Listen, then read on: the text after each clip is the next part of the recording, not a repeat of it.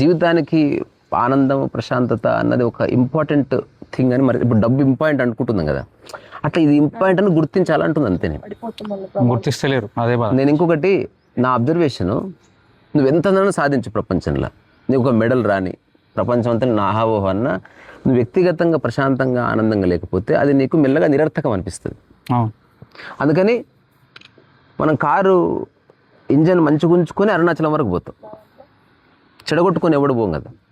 అట్లా మనం ఈ ప్రకృతికి సంబంధించిన ఏవైతే సహజ సంపదలు ఉన్నాయో, ఈ హాయి ఉంది, ఇట్లా నిమిత్త మాత్రత ఉంది, ఊరకే ఉండడం ఉంది, ఇవన్నీ బలహీనతలు కావు. ఇవి సరిగ్గా తెలిస్తే నువ్వు చాలా అద్భుతంగా బయట పనిచేయచ్చు. నిజంగా ఆధ్యాత్మికత తెలిస్తే నిష్క్రియాపరత్వం ఉండదు లైఫ్లో. నిష్క్రియాపరత్వం అంటే ఏమి చేయకుండా సోమరిపోతుగా అట్లా ఉండే అవకాశమే లేదు. జీవితాన్ని సరిగ్గా గుర్తించిన వాడు వాడి శక్తిని సరిగ్గా ఉపయోగించి వాడికి ఏది సాధ్యమో ఆ సందర్భం నిర్ణయిస్తుంది. ఇప్పుడు ఒక స్టాలిన్ లెనిన్ ఎట్లా పుట్టాడు, సందర్భం నుంచి పుట్టాడు.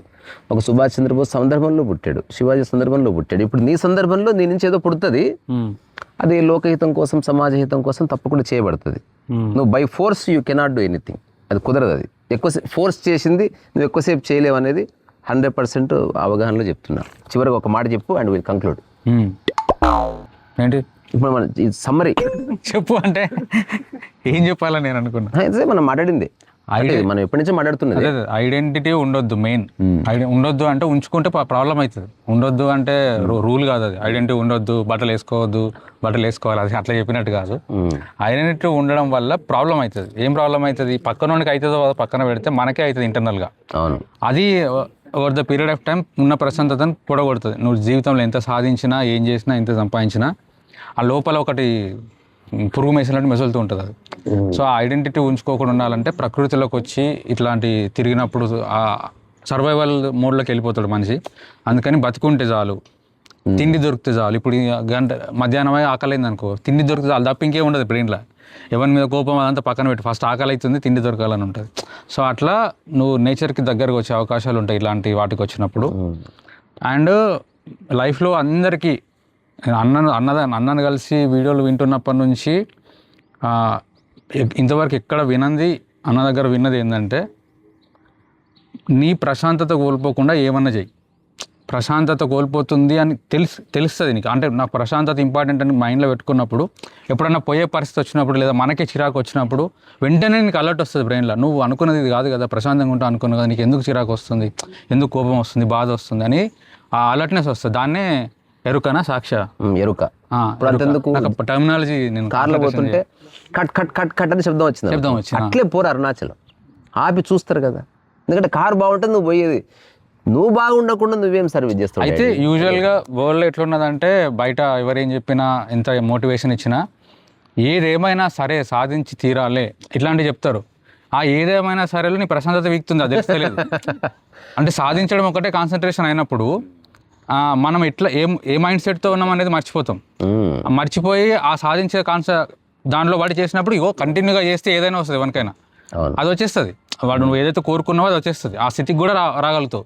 వచ్చిన తర్వాత ఏందనే అర్థం కాదు, మళ్ళీ నీకు తెలియదు. ఎందుకంటే నువ్వు అన్కాన్షియస్గా ఒకటే పెట్టుకొని, ఇప్పుడు నేను 140 స్పీడ్లో పోయి చేరుకుంటా గంట అరగంటలా అని పెట్టుకున్నావు అనుకో, మధ్యలో ఏమొస్తున్నాయో ఎవరిని గుద్దుతున్నావు తెలియదు. 140 చేరుకోవడం ఒకటే, చేరుకుంటావు కానీ చేరుకునే టైంకి ఏది ఊసిపోయి ఉంటుందో, నీ కాలు ఊసిపోయి ఉంటుందో, ఎక్కడ దెబ్బ దాకుంటుందో తెలియదు. సో నీ ఇంటిగ్రిటీ కోల్పోకుండా, నీ ఒరిజినల్ స్టేట్స్ని మిస్ కాకుండా, నీ చుట్టూన్న మనుషులతో సత్సంబంధాలు చెడకుండా నువ్వేం బిక్తావు పీకింగా. ఇవన్నీ చెడి నువ్వు సాధించినవా, ఇది నీ నటన. అది ఇంకా నువ్వు ప్రపంచంలో గుర్తింపు కోసమే చేస్తావు. నీకు నిజంగా ఏ ఆసక్తి లేదు పని మీద. You need identity.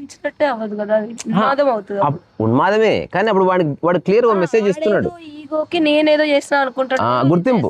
వేరే వాళ్ళ చేత నాకు గుర్తింపు రావాలి, నా భార్య బాధపడితే, నా బిడ్డ బాధ, నా ఆస్తి అమ్మితే అన్న అందరూ మెచ్చుకుంటారు లేదా. ఇది రాంగ్ యాటిట్యూడ్. అట్లీస్ట్ నేనైతే చేయను. మనకి ఎవరు చెప్పట్లేదు కదా. ఇప్పుడు అందరూ పొద్దున్న నిద్రలేస్తానే ఊర్లో అందరూ యోగా చేస్తూ కనబడరు అనుకో, పుట్టిన పిల్లాడు కూడా ఇట్లా అంటారు, ఇట్లా అందరు నిద్రలేస్తానే టీవీ చూస్తున్నారు. అందుకని వాడెళ్ళి టీవీ పిరగకుండా టీవీ చూస్తారు బిడ్డ. అందుకే సత్సంగము, సహవాసం అన్నది చాలా ఇంపార్టెంట్. సో నువ్వు రైట్ పర్సన్స్, నువ్వు ఏమి గొప్ప గొప్ప విషయాలు తెలుసుకోనక్కర్లేదు, be with the right people. అది అదృష్టం. మన జీవితంలో మనకు రైట్ పర్సన్ ఎవడో తెలియదు, కానీ కొన్నిసార్లు అదృష్టవశాత్తు రైట్ పర్సన్స్ టచ్ అవుతారు. దాన్ని గుర్తించి నీ యొక్క ఐడెంటిటీని పక్కన పెట్టి చిన్న చిన్న ఏమన్నా ఇబ్బందులు ఉంటే వదిలి ఉంటే చాలా ఒక అర్థవంతమైన మనస్సు ఏర్పడుతుంది, ఖచ్చితంగా ఏర్పడుతుంది. అంటే ఇప్పుడు నేను చెప్పేది నిజంగా అర్థమైతే 100% జీవితం పట్ల ఒక అవగాహన వస్తుంది. ఎవడు ఏ పని చేయాలో ఆ ధర్మాన్ని ఖచ్చితంగా చేయవలసిందే. ఇక్కడ నువ్వు పారిపోతే నీకు టైంపాస్ కాదు, ప్రపంచం మంచి ఎంటర్టైన్మెంట్. ఇక్కడ ఎవ్వరు ఏ స్పెషల్ కాదబ్బా, శరీరపరంగా మన అందరి ధర్మాలు ఒకటే. ఇక్కడ కాస్త తేలిక పడవలసింది మనస్సే.